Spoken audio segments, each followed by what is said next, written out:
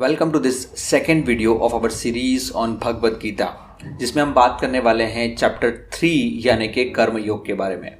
और अगर आपने मेरा इससे पहले वाला वीडियो नहीं देखा है जिसमें हमने बात करी है चैप्टर 1 एंड चैप्टर 2 के बारे में, so please stop this video right now and check out the previous one. आगे बढ़ने से पहले अगर आपने इस चैनल को सब्सक्राइब नहीं किया है तो hit that subscribe button to get more life changing information. तो चैप्टर 1 एंड चैप्टर 2 में हमने देखा कि अर्जुन जो है जब वो वॉर के लिए जाता है, वो देखता है कि उसे उसके ही रिलेटिव से युद्ध करना है, उन्हें ही उसे मारना है, तो वो कंफ्यूज हो जाता है। और फिर वो श्री कृष्ण जो स्वयं एक भगवान का रूप है उनसे पूछता है कि आप मुझे गाइड करिए कि मैं क्या करूं।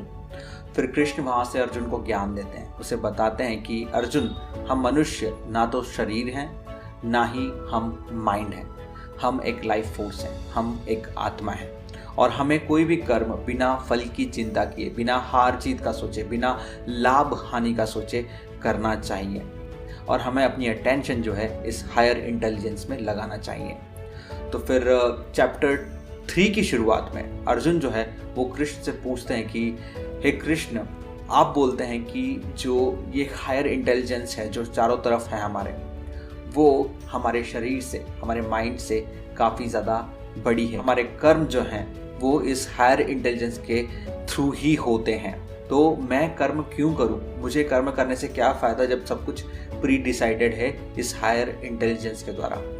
तो जब भी लोगों को इस ज्ञान के बारे में पता चलता है कि हमारे आसपास एक बड़ी इंटेलिजेंस काम कर रही है और हमें फल की चिंता किए बगैर कर्म करना चाहिए क्योंकि फल हमारे हाथ में नहीं है, तो लोग इस बात का फ़ायदा उठाकर अपने कर्म से बचना चाहते हैं, इसमें एक बहाना ढूंढना चाहते हैं। लेकिन कृष्ण यहाँ बोलते हैं कि अर्जुन, जो भी मनुष्य इस धरती के ऊपर जन्म लेता है वो कर्म करेगा ही।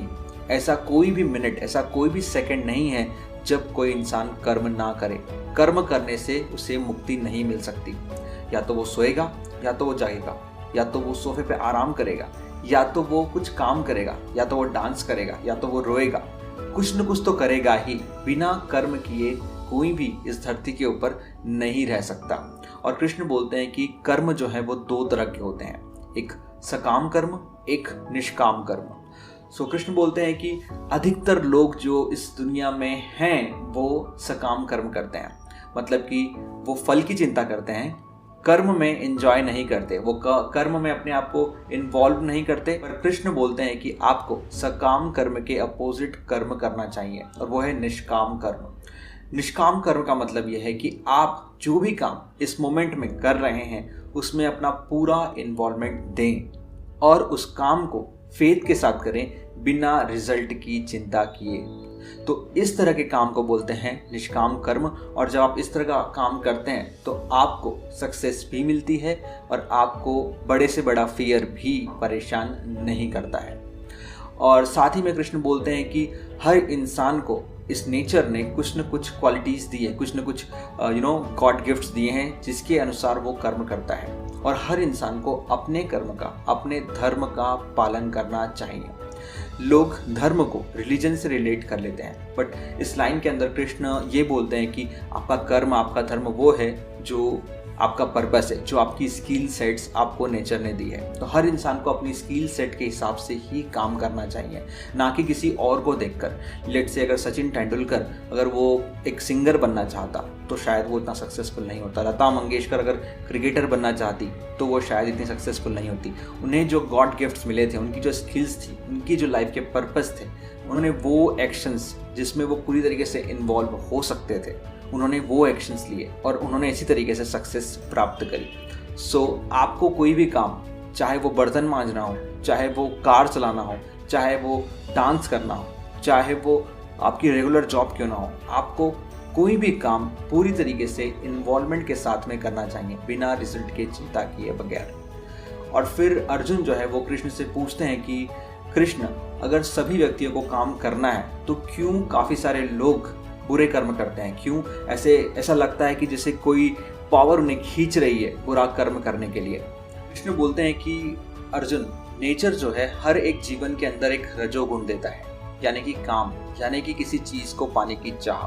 सो इसीलिए हम सभी लोग थ्रू आउट द लाइफ एक कमी को महसूस करते हैं। और इस कमी को पूरा करने के लिए ही हम कई तरह की चीज़ें करते हैं। अगर हम किसी और जीवन की बात करें इस अर्थ के ऊपर, लेट्स से अगर एक शेर है तो वो जन्म लेता है, फिर वो जवान होता है, शिकार करता है, अपना पेट भरता है, बूढ़ा होता है और मर जाता है।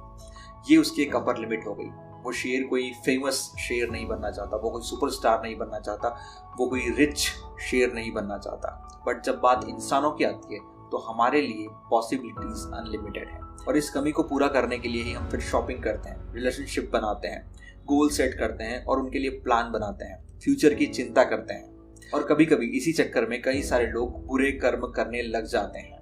और कृष्ण बोलते हैं कि आप अगर इन फिजिकल चीज़ों से उस कमी को पूरा करने की कोशिश करते हैं तो कभी भी वो कमी पूरी नहीं होती, बल्कि वो कमी बढ़ती जाती है और अल्टीमेटली इंसान जो है वो एक गलत बात के ऊपर आगे बढ़ जाता है। तो अगर आप उस कमी को रियल में पूरा करना चाहते हैं तो आपको निष्काम भाव से कर्म करना स्टार्ट करना पड़ेगा।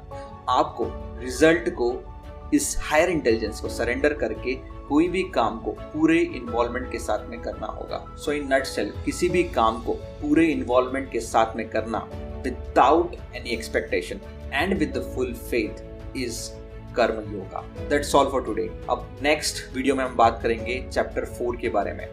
आई hope you like this video. अगर आपको ये वीडियो हेल्पफुल लगी so please like, comment and share. और अगर आपका कोई व्यू है इस वीडियो के बारे में या कर्मयोग के बारे में तो आप मुझे नीचे कमेंट में बता सकते हैं। See you next week. I am Pratyush. Be conscious.